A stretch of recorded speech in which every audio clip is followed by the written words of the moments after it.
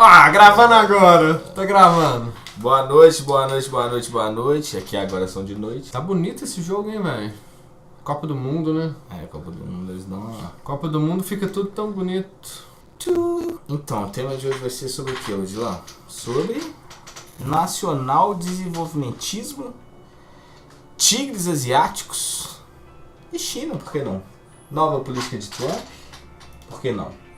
Podemos falar de intervenções nacionalistas na economia, indo na contramão do neoliberalismo. Por que alguns países estão voltando atrás, né, nesse furor neoliberal tão grande? Como é que foi a história de alguns países que optaram pelo nacional desenvolvimentismo, onde deu certo, teve um lugar que deu errado também. Desde novo eu escuto dos famosos tigres asiáticos e como eles estavam crescendo absurdos. Tinha muito isso na aula de geografia mesmo. Pois é.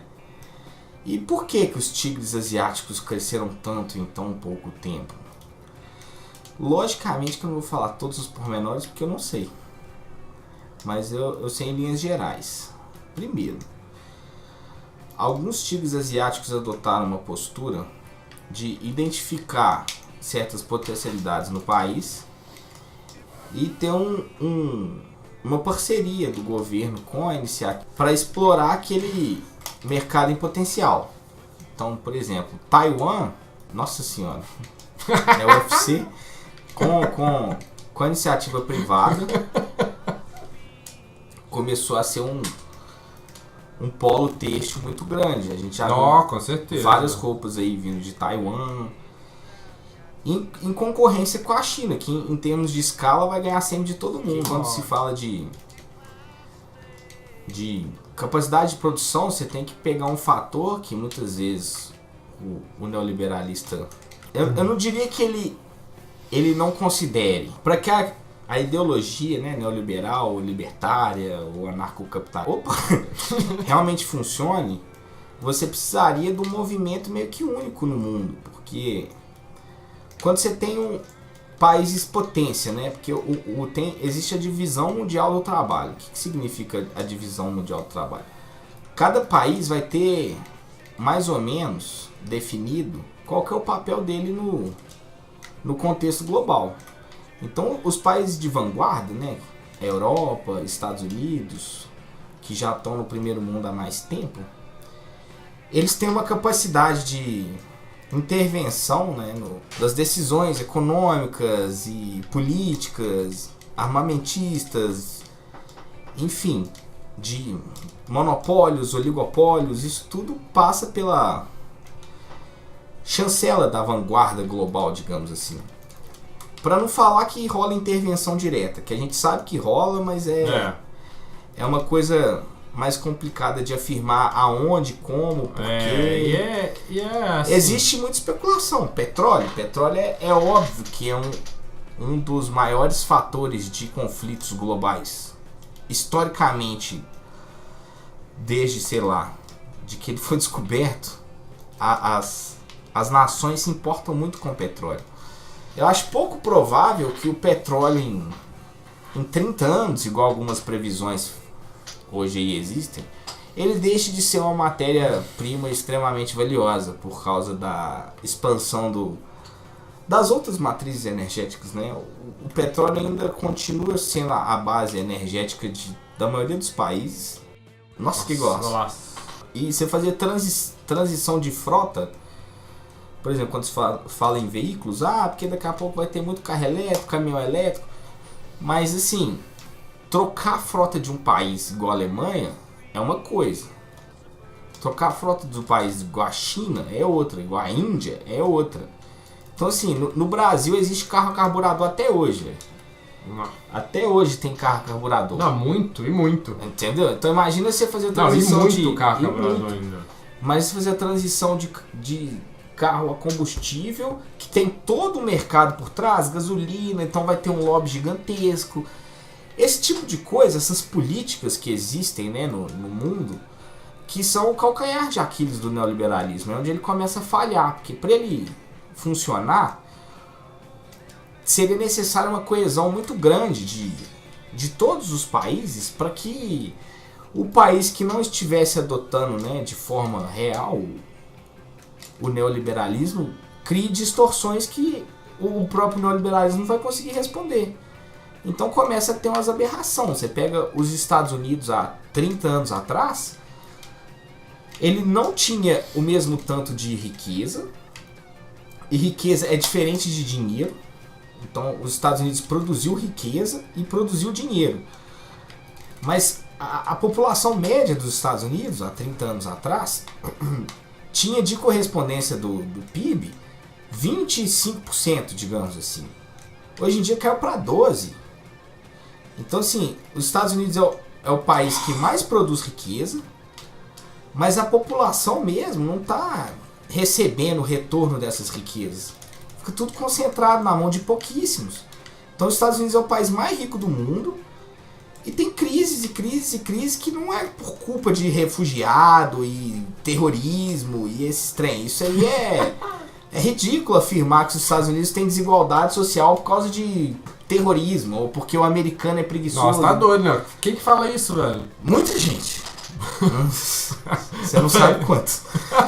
É muita gente mesmo. Meu Deus, é triste, velho. Então, assim, esse neoliberalismo dos Estados Unidos não funcionou porque os mecanismos que aí estão, eles não estão favoráveis para uma política liberal. Então você pega um país igual a China, que eles têm traçado planos e metas. Tem até uma entrevista do Ciro que eu acho muito interessante. Eu levei 3 gols já, velho. Eu te dou aula de duas formas aqui. Filho da puta. Que ele conta lá do caso quando ele vai pra China, que ele tá conversando lá com, acho que era ministro de Relações Exteriores, alguma coisa assim. E tava discutindo questão de ideologia e etc. Ele falou assim, olha, nossa, eu não ligo pra cor do rato, pro tamanho do rato, ó, do gato, foi mal. Se ele é gordo, se ele é magro, se ele é preto, se ele é branco, contanto que ele caça o rato, tá bom, fraga. Então assim, pouco importa quem vai estar no poder. A China tem um plano de desenvolvimento que tem meta, que o governo, pós-governo, eles vão de formas diferentes, pode ser, mas eles vão tentando alcançar aquelas metas, aqueles objetivos, aquela fraga. Isso vai direcionando o país dentro do cenário geopolítico global. Então o país, na hora de tomar uma decisão de transferir a embaixada de Israel para Jerusalém, igual o Bolsonaro está querendo fazer, ele vai pensar 2 vezes, peraí, quem que mais compra carne de mim? É os Estados Unidos, Israel ou é o mundo árabe? Ah, é o mundo árabe. Não, então será que vale a pena eu comprar uma briga que não faz sentido? Não é a minha briga. Vale a pena eu fazer isso? A troco de quê? Então o Brasil hoje, quem entra na presidência pode definir muita coisa, fraga, porque não tem um plano estabelecido de...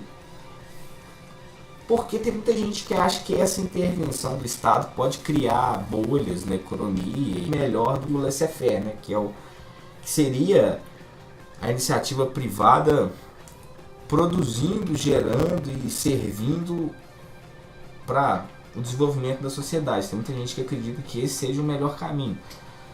E eu acho que assim, para ele acontecer, precisaria de muitas variáveis que estão longe de acontecer. Então, até acontecer aquilo, você adotar esse plano de medida sem ter o campo ideal para aquilo, pode ser um tiro no pé, ao meu ver. Vão ter pessoas que vão discordar de mim, isso faz parte da vida. A discordância leva para a evolução, isso é muito importante, né? Que discordem. Vão, Luiz. Ô, velho, tô escolhendo, mano. Nossa senhora. Velho, o que é que tá pegando? Continua falando aí, velho. Ai, meu Deus.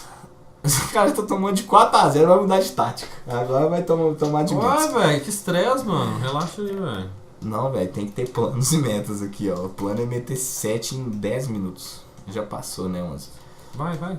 Mas, enfim, continuando aqui. Então, eu acho que falta pro Brasil chegar um presidente que hoje eu enxergo no Ciro Gomes. Pode ser que amanhã não seja ele. Não, para de falar de Ciro Gomes, velho. Vamos falar Calma, lá, velho, deixa eu explicar, caralho. Você vai interromper? Por quê, velho? Porque eu acredito que o Brasil precisa estabelecer um plano de desenvolvimento. E seja com quem estiver lá. Então, assim, pra estabelecer esse plano, alguém tem que começar. Não, mas me fala dos países, velho.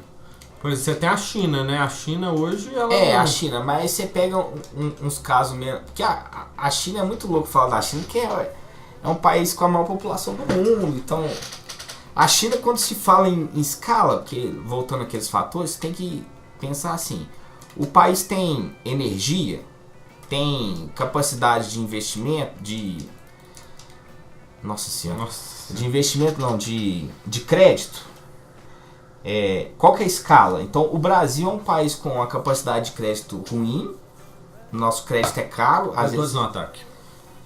Às vezes muito maior do que a rentabilidade do próprio negócio. Então, assim, você pega emprestado e paga uma taxa de juros talvez maior do que a taxa de lucro que sua empresa possa dar. Então, o Brasil ele meio que serve para falir empresas, a nossa estrutura.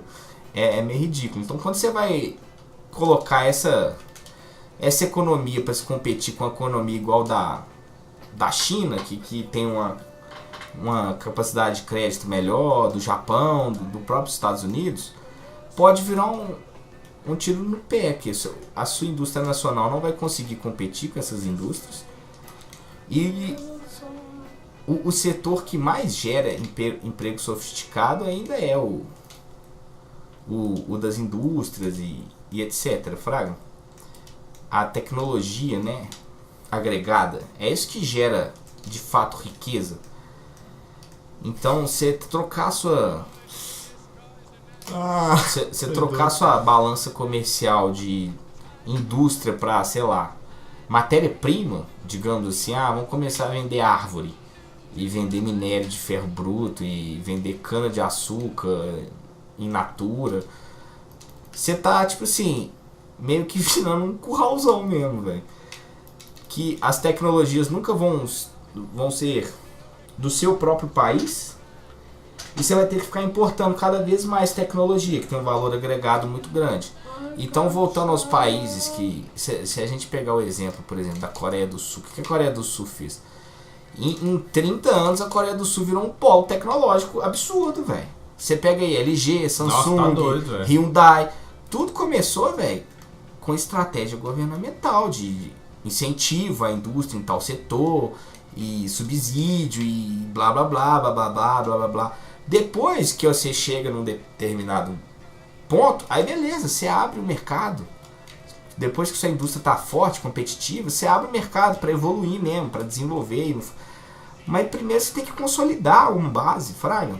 Então tem muitos países que consolidaram bases sólidas, tipo o Vietnã foi um país que cresceu muito também. Ainda não é uma coisa, né, espetacular, mas teve um crescimento muito visível. Hong Kong, que é parte da China, mas não é nem bagunça que tem lá. A própria China, que tem um plano de desenvolvimento, quando teve a abertura lá do litoral. Depois vale a pena a gente falar só de história da China, que a história da China é muito louca, velho.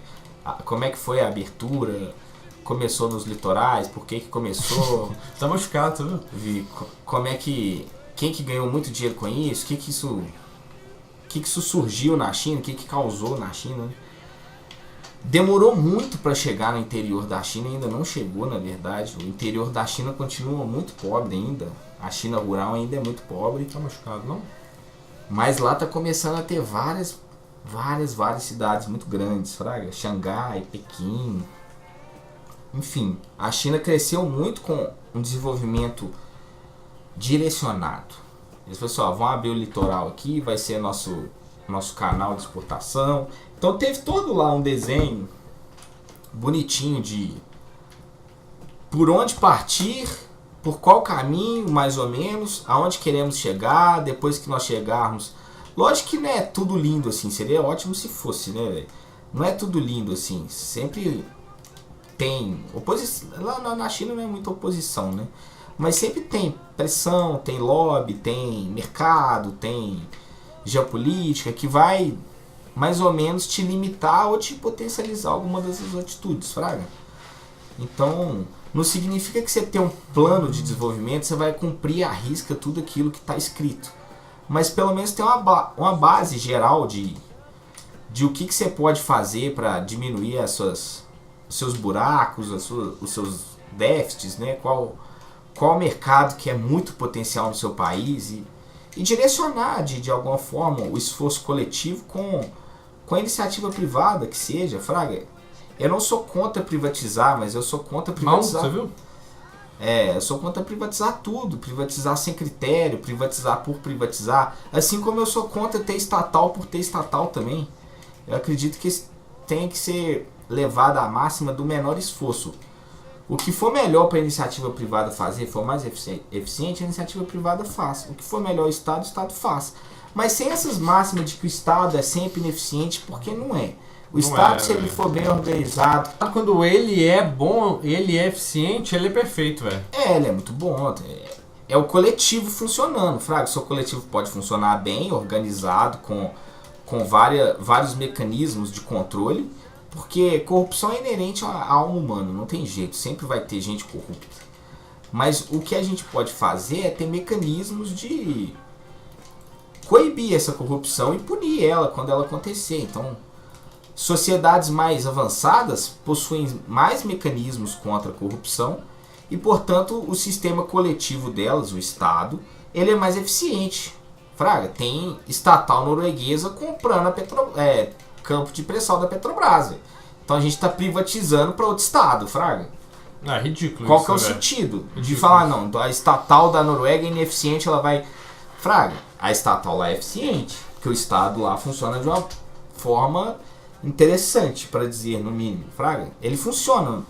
Então, assim, eu acredito que o estado brasileiro hoje, ele pode ser uma máquina inchada, né, um carrapato que suga bastante, mas a gente pode transformar isso num catalisador muito bom. O Estado pode ser um esforço coletivo que vai ajudar todo mundo mesmo, fraga. Quando se fala assim, por que eu vou pagar imposto sendo advogado pro agricultor ganhar subsídio? Porque pro seu país é bom, fraga. Pro seu país é bom que você faça isso. Então, às vezes, só que virou esculhambação. Os subsídios já não tem mais critério. Falaram muito desse aumento do STF aí e tal, e criou uma polêmica, mas nos fundos eles aprovaram um subsídio para a indústria automobilística, velho, nesse momento, fraga. Não, você viu que a indústria agora, em 4 anos, o maior crescimento, sei lá o que, melhores resultados, sei lá o que. Você viu isso, essa notícia? Não vi não. A indústria automobilística? No Brasil. Mas enfim, não vale a pena você dar subsídio para a indústria automobilística agora. Você tá louco, jamais, velho. E dá mais de 6 bilhões, ou 7 bilhões que foi. E enquanto isso, a galera ficou discutindo o aumento do STF, que também foi outro, eu não diria absurdo, porque tipo assim, desde 2014 eles não recebem reajuste. Então assim, teria que receber um reajuste, fato. Mas a forma que é feita é muito sujo, velho. É muito sujo, fraga. Então vamos, beleza, quer reajuste, mas vamos cortar aqui esses privilégios que não condizem e esses auxílios imorais e antiéticos. A gente vê o salário do ministro do STF ser 33 mil. É um salário ruim? Não tem reajuste desde 2014? Não tem. Mas a realidade brasileira condiz que um salário de 33 mil é pouco? Não é pouco. Mas eu preciso de um reajuste. Pô, então aumenta de 33 para 34, velho. Aumentar 6 pau de uma vez, velho. 6 mil reais, é muita grana. Sendo que o salário mínimo vai aumentar 40 reais, velho. Fraga. Aí eu acho que o Brasil tem que acabar com essas patifarias. E para acabar com essas patifarias, só tendo um projeto. Igual a Coreia teve, igual os tigres asiáticos todos tiveram, igual a China teve, igual o Brasil já teve numa época. Que através desse plano você consegue determinar o que está sendo eficiente e o que não está sendo. E o que não for eficiente tem que ser trocado pelo que é mais eficiente. Seja privatizando, seja estatizando, seja fazendo uma parceria público-privada. O mecanismo econômico legal para fazer acontecer, pouco importa. Importa que aconteça. E para acontecer a gente precisa de um direcionamento, sem patifarias. O recado de hoje é esse. Nossa senhora, hein? Foi pesado. Vão discutir nacional desenvolvimentismo, vamos discutir neoliberalismo, vamos discutir anarcocapitalismo, eu tô aberto ao debate. É bom que a gente estuda mais e tem mais argumentos cada vez mais. Exatamente, e todos os meus alunos muito bem educados. Amém. Amém. Beijos.